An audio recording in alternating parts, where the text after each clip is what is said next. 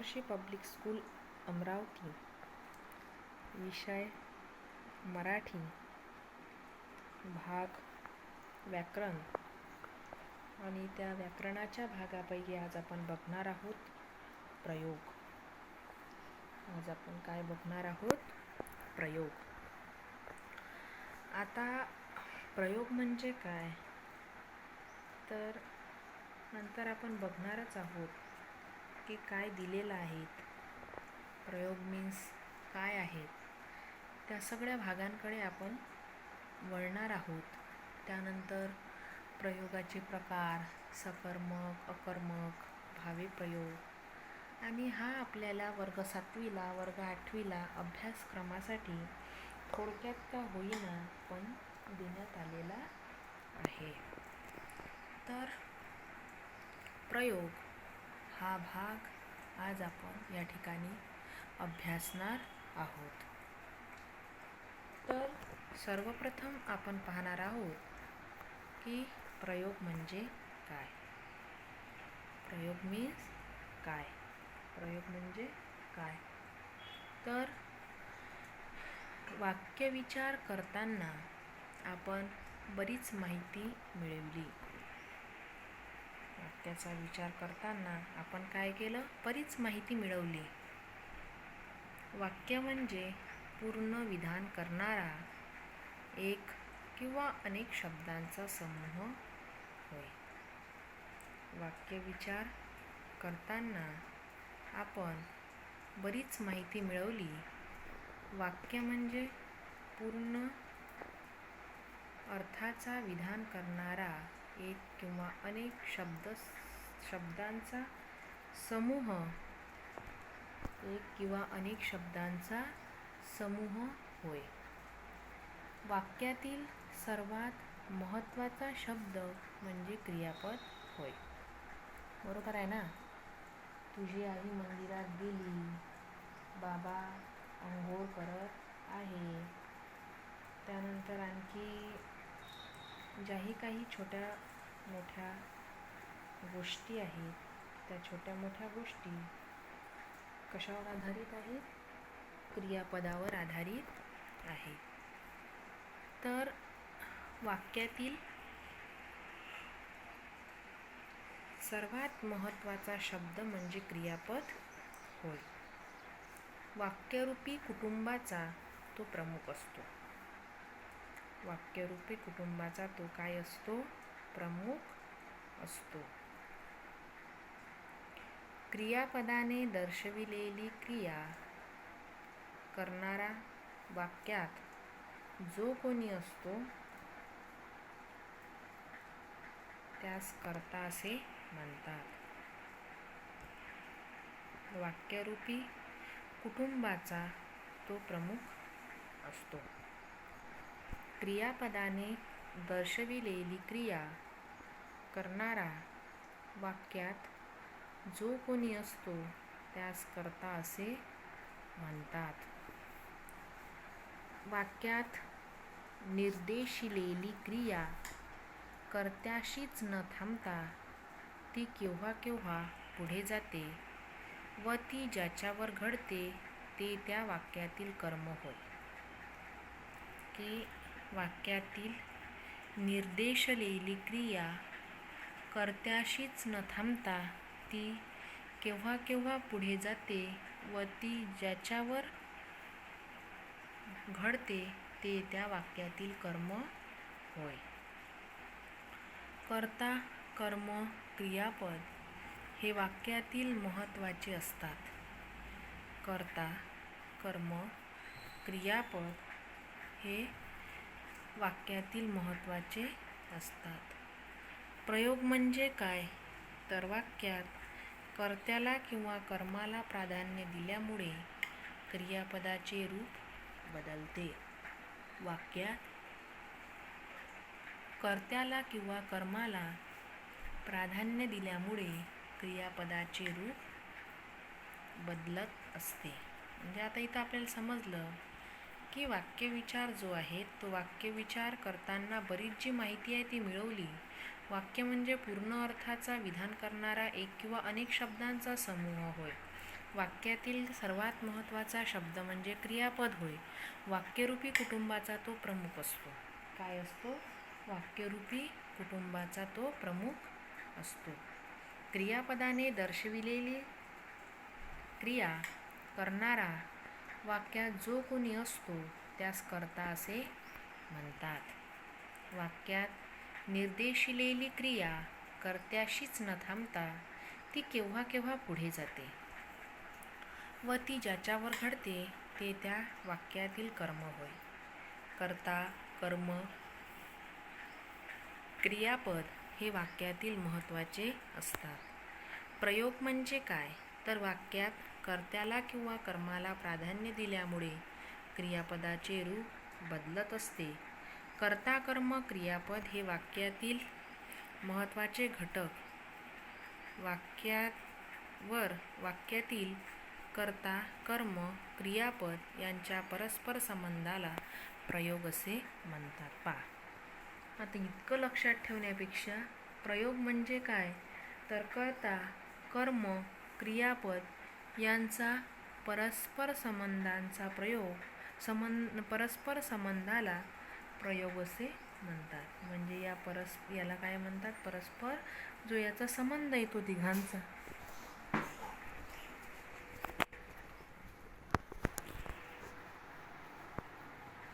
त्या परस्पर संबंधाला काय म्हणतात? तर कर्ता असे म्हणजे प्रयोग असे म्हणतात. कर्ता, कर्म आणि क्रियापद. कर्ता, कर्म आणि क्रियापद या तीन मिळून जो परस्पर संबंध येतो त्या परस्पर संबंधाला काय म्हणतात? प्रयोग असे म्हणतात.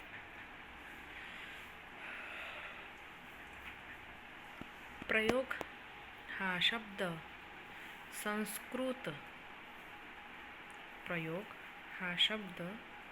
संस्कृत प्र अधिक यूज बरोबर योग, प्र अधिक यूज बरोबर योग यावरून तयार झाला असून त्याचा अर्थ जुळणी किंवा रचना असा आहे. म्हणजे हा जो प्रयोग हा शब्द आहे तर प्रयोग हा शब्द संस्कृत भाषेतून प्र अधिक यूज बरोबर योग यावरून तयार झाला असून त्याचा अर्थ आहे जुळणी किंवा रचना असा आहे. प्रयोग प्रत्येक वाक्यात जे क्रियापद असते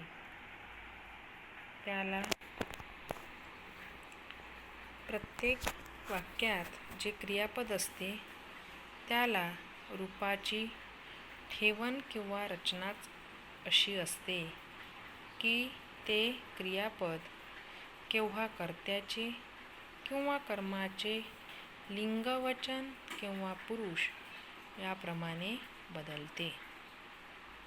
प्रत्येक वाक्यात जे क्रियापद असते त्याच्या रूपाची ठेवण किंवा रचनाच अशी असते की ते क्रियापद केव्हा कर्त्याचे किंवा कर्माचे लिंग, वचन किंवा पुरुष याप्रमाणे बदलते. तर केव्हा ते क्रियापद मुळीच बदलत नाही. कर्त्याची किंवा कर्माची क्रियापदाशी अशी जी जुळणी किंवा ठेवण किंवा रचना तिलाच व्याकरणात प्रयोग असे म्हणतात. कर्त्याची किंवा कर्माची क्रियापदाशी अशी जी जुळणी किंवा ठेवण किंवा रचना तिलाच व्याकरणात काय म्हणतात? प्रयोग असे म्हणतात. कर्ता, कर्म व क्रियापद यांच्यामधील परस्पर संबंध व्यक्त करण्याच्या रचनेला किंवा पद्धतीला प्रयोग असे म्हणतात. कर्ता, कर्म व क्रियापद यांच्यामधील परस्पर संबंध व्यक्त करण्याच्या रचनेला किंवा पद्धतीला प्रयोग असे म्हणतात. कर्त्याची किंवा कर्माची क्रियापदाशी विशिष्ट प्रकारची जुळणी किंवा रचना निगडीत असणे म्हणजे प्रयोग होय. वाक्याचे मूलाधार आणि प्रयोग. वाक्यातील रचना मुख्यतः ज्यांच्या आधाराने होते ते वाक्याचे घटक कर्ता, कर्म आणि क्रियापद होत. स्थिती किंवा कृती यांचा बोध करून वाक्यार्थाला पूर्णपणा आणणारा वाक्यातील सर्वप्रधान शब्द म्हणजे क्रियापद. वाक्यातील रचना मुख्यतः ज्यांच्या आधाराने होते ते वाक्याचे घटक कर्ता, कर्म, क्रियापद होत. स्थिती किंवा कृती यांचा बोध करून वाक्यार्थाला पूर्णपणा आणणारा वाक्यातील सर्वप्रधान शब्द म्हणजे क्रियापद.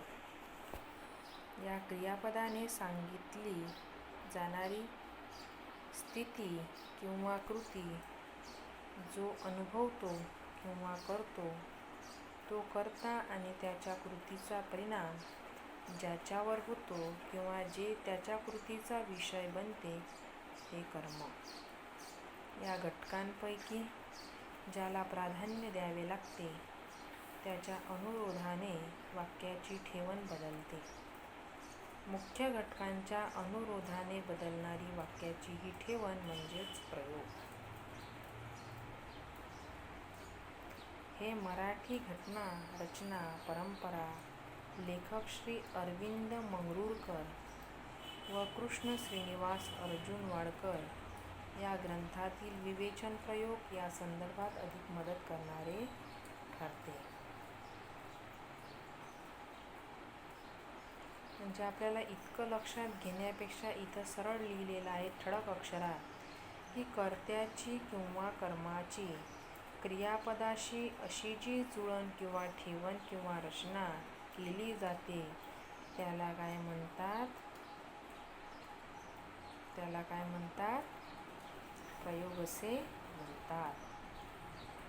तर कर्ता आणि आता कर्म. कर्ता आणि कर्म. क्रियापदाचा विचार करताना कर्ता व कर्म यांचा शोध कसा घ्यावा याचा विचार आपण केला आहे. क्रियापदाचा विचार करताना कर्ता व कर्म यांचा शोध कसा घ्यावा याचा विचार आपण केला आहे. त्यांची जुळणी आपण थोडक्यात करूया. त्यांची उजळणी आपण थोडक्यात करूया. कर्ता शोधताना प्रथम वाक्यातील क्रियापदाचा मूळ धातू शोधून काढावा व त्याला नारा प्रत्यय लावून कोण असा प्रश्न करावा म्हणजे कर्ता मिळतो. उदाहरणार्थ रामा आंबा खातो या वाक्यात खा हा धातू आहे.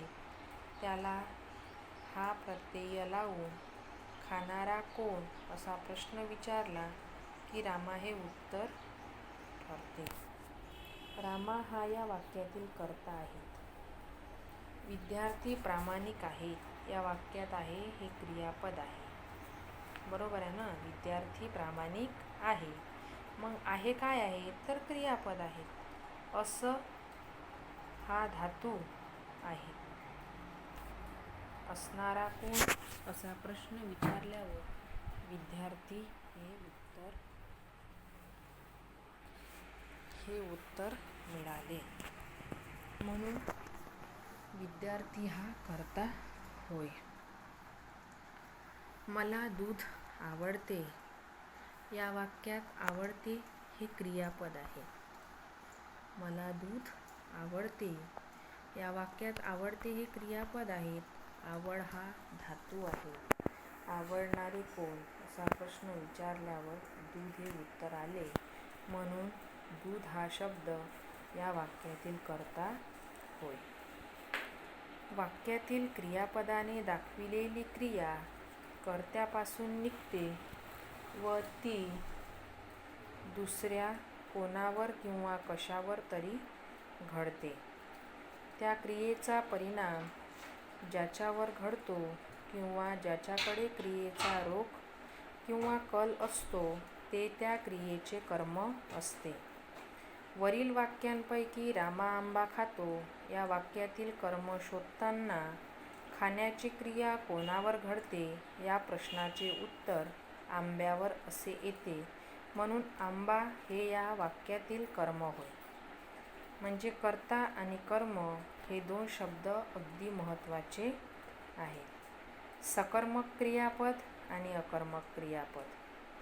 प्रयोगाचा अभ्यास करताना सकर्मक क्रियापद व अकर्मक क्रियापद प्रकारांची थोडक्यात उजळणी आवश्यक ठरते.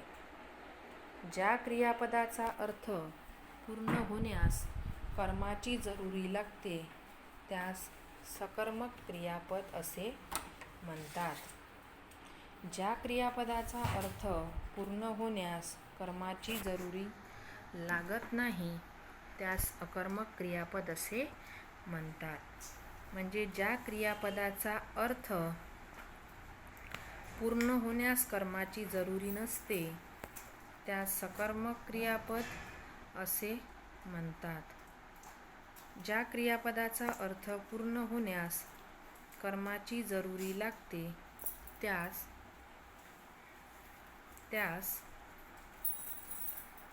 म्हणजे ज्या क्रियापदाचा अर्थ पूर्ण होण्यास कर्माची जरुरी लागत नाही त्यास अकर्मक क्रियापद असे म्हणतात. कर्त्यापासून निघालेली क्रिया कर्मापाशी थांबते तेव्हा त्या क्रियापदाला सकर्मक क्रियापद असे म्हणतात. कर्त्यापासून निघालेली क्रिया कर्त्यापाशीच थांबत असेल किंवा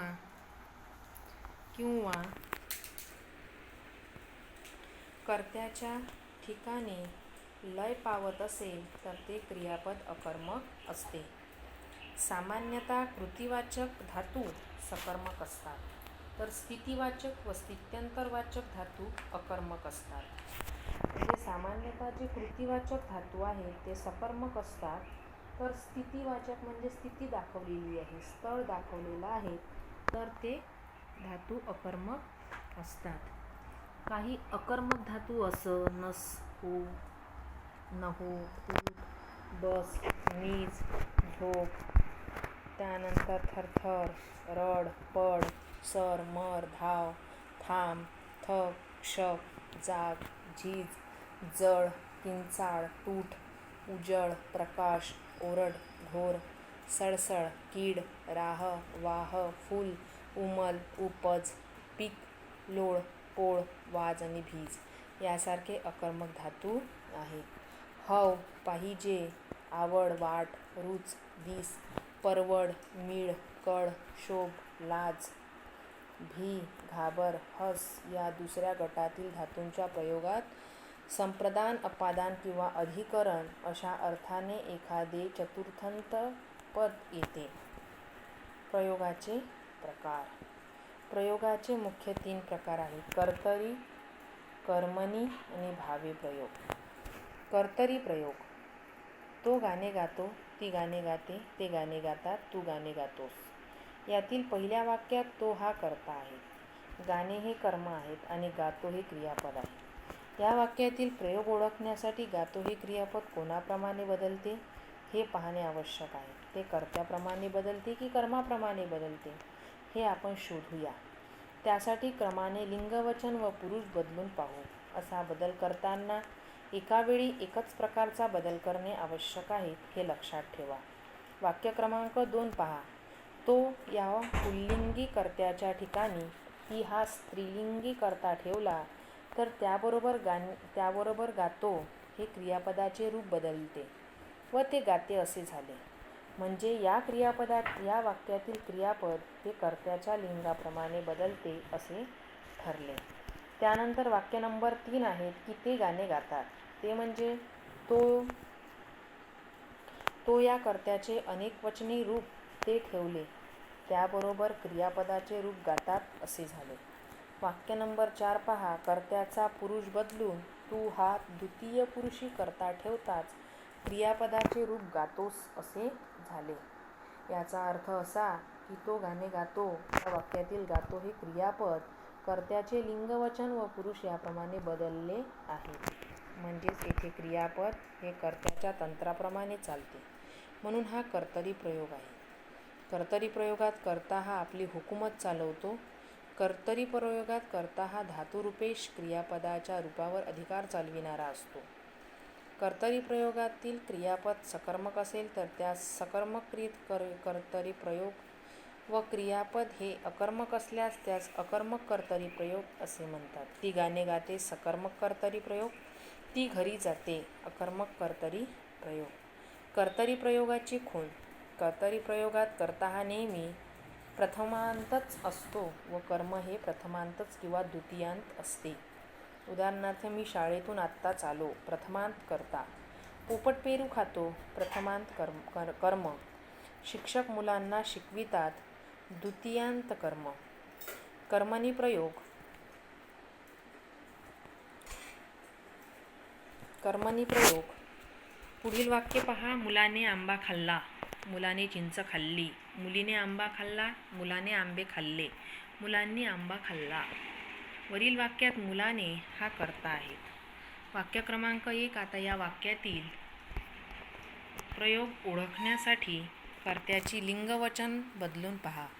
मुलाने याच्याऐवजी मुलीने किंवा मुलांनी असा कर्ता बदलला तरी क्रियापदाचे रूप खाल्ला असेच राहते. वाक्य क्रमांक 2 व 3 पहा. कर्त्याच्या लिंगवचनाप्रमाणे क्रियापदाचे रूप बदलत नाही, म्हणून हा कर्तरी प्रयोग नव्हे. आता कर्माचे लिंग बदलून पहा. आंबाऐवजी चिंच हे स्त्रीलिंगी कर्म ठेवले तर क्रियापदाचे रूप खाल्ली असे होईल. वाक्य क्रमांक 4 व 5. आता वचन बदलून पहा. आंबा हे झाले तर मुलाने आंबे खाल्ले असे वाक्य होईल व त्यात क्रियापद खाल्ले असे होईल. म्हणजे या वाक्यात कर्माच्या लिंगवचनाप्रमाणे क्रियापदाचे रूप बदलते, म्हणून हा कर्मणी प्रयोग आहे. कर्मणी प्रयोगात क्रियापद कर्माच्या तंत्राप्रमाणे चालते, म्हणजेच कर्म हा धातुरूपेश आहे.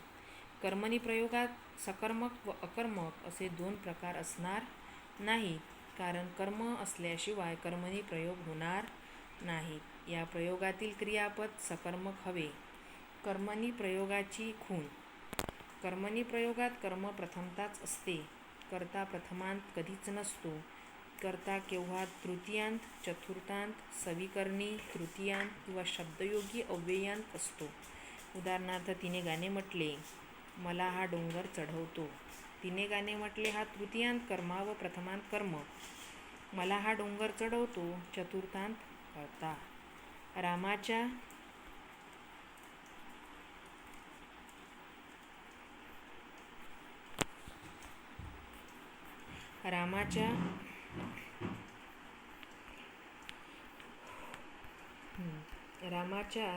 कुठे गेला? रामाच्याने काम करवते. कर्ता सविकरणी तृतीयांत. मांजराकडून उंदीर मारला गेला. कर्ता शब्दयोगी अव्ययांत. वरील 4ही वाक्यात प्रयोग कर्मणी असला तरी त्याचेही विविध प्रकार आहेत. प्रधान कर्तृक कर्मणी प्रयोग. या प्रयोगात क्रियापद हे लिंगवचनानुसार बदलत असले तरी बहुतेक कर्ताच प्रधान असतो. त्यास प्रधान कर्तृक कर्मणी प्रयोग असे म्हणतात. वरील वाक्य क्रमांक 1 व 2 ही याची उदाहरणे आहेत.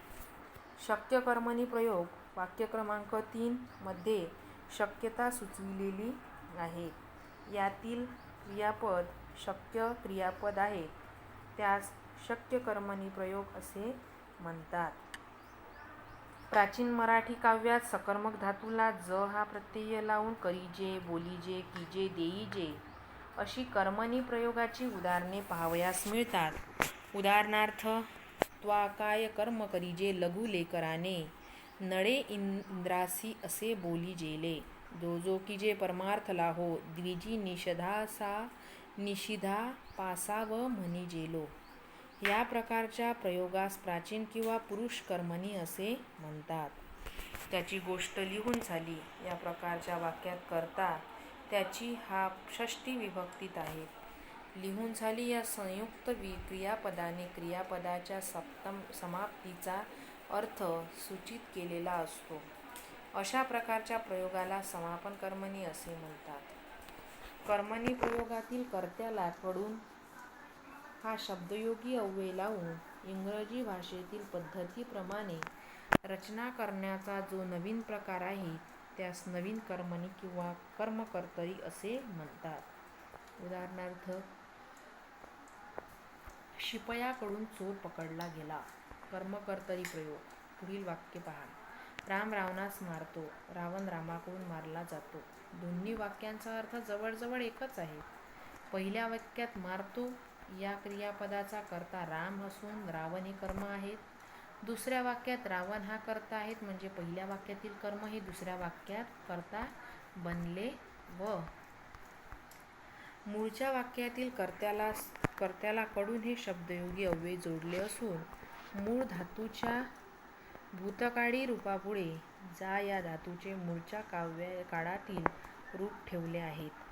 पहिल्या वाक्यात राम या शब्दास प्राधान्य आहे व त्याचा प्रयोग कर्तरी आहे, तर दुसऱ्या वाक्यात रावण या शब्दाला म्हणजे मूळच्या वाक्यातील कर्माला प्राधान्य दिल्यामुळे जो प्रयोग बनला आहे त्यास कर्मकर्तरी प्रयोग असे म्हणतात.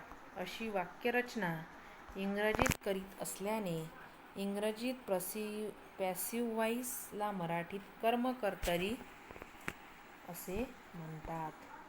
सकर्मक धातूच्या भूतकालवाचक कृदंताला जा या सहाय्यक धातूची मदत देऊन हा प्रयोग करतात. कर्मकर्तरीला काही जण नवीन कर्मणी असे म्हणतात.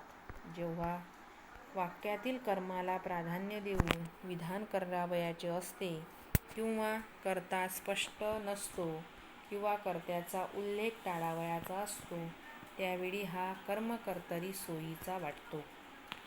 कर्मकर्तरी प्रयोगाची काही उदाहरणे. गाय गुराख्याकडून बांधली जाते. न्यायाधीशाकडून दंड करण्यात आला. सभेत पत्रके वाटली गेली. सर्वांना समज दिली जाईल. भावे प्रयोग. पुढील वाक्य पहा. मुलाने बैलास मारले. या वाक्यातील कर्त्याचे किंवा कर्माचे लिंग व वचन बदलून पाहू. ऐवजी मुलीने किंवा मुलांनी असा कर्ता ठेवला तरी क्रियापदाचे रूप मारले असेच राहते. बैलास या कर्माऐवजी गाईस असे स्त्रीलिंगी रूप किंवा बैलांना असे अनेक वचनी रूप ठेवले तरी क्रियापदाचे रूप मारले असेच राहते. जेव्हा क्रियापदाचे रूप कर्त्याच्या किंवा कर्माच्या लिंगवचनाप्रमाणे बदलत नसून ते नेहमी तृतीय पुरुषी नपुंसकलिंगी एकवचनी असून स्वतंत्र असते तेव्हा अशा प्रकारच्या वाक्यरचनेस भावेप्रयोग असे म्हणतात. भावेप्रयोगात क्रियापदाचा जो भाव किंवा आशय त्याकडे प्राधान्य असते व त्या मानाने कर्ता किंवा कर्म ही दोन्ही गौण असतात.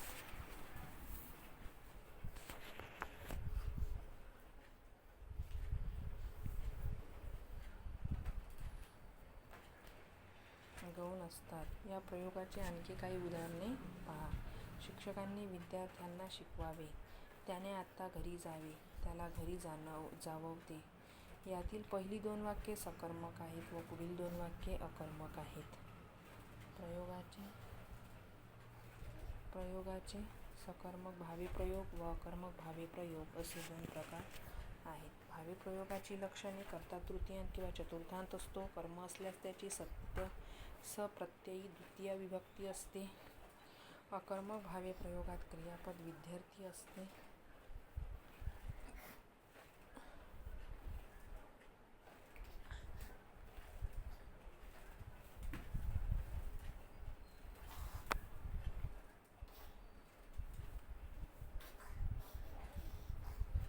शक्यार्थक क्रियापदांचा नेहमी भावे प्रयोग होतो. भावकर्तरी प्रयोग.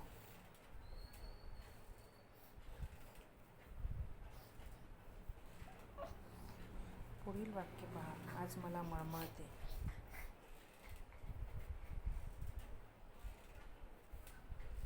त्याला घरी पोचण्यापूर्वी सांजवले. आज सारखी गडगडते.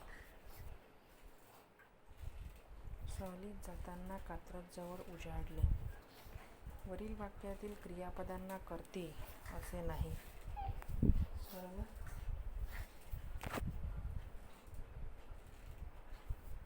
सर्वच वाक्यातील क्रियापदे तृतीय पुरुषी नपुंसकलिंगी एकवचनी आहेत, म्हणजे ती भावे प्रयोग आहेत, पण त्यांना कर्ते नसल्यामुळे हा अकर्तृक भावे प्रयोग होय. अशा वाक्यात क्रियेचा भाव किंवा अर्थ हाच वाक्यातील कर्ता असल्यामुळे त्यास भावकर्तरी प्रयोग असे म्हणतात. येथे सांजवले, सांज झाली, मळमळते, मळमळत होते, गडगडते, गडगडत होते. मिश्र किंवा संकर प्रयोग. मराठीत मुख्य प्रयोग 3 आहेत: कर्तरी, कर्मणी व भावे. पण बोलताना आपण असा काही वाक्यप्रयोग करतो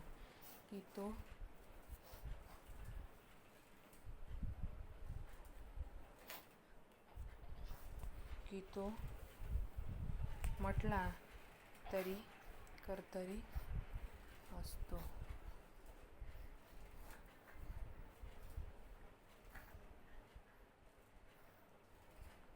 व म्हटला तर कर्मणी किंवा भावे असतो.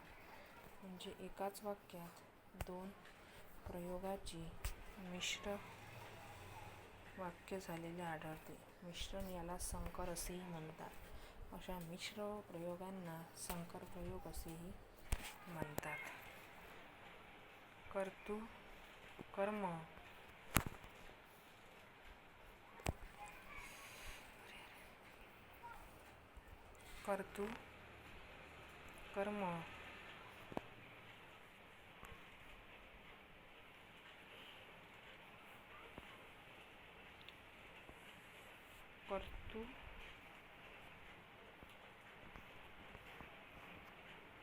कर्मसंकर. पुढील वाक्य पहा.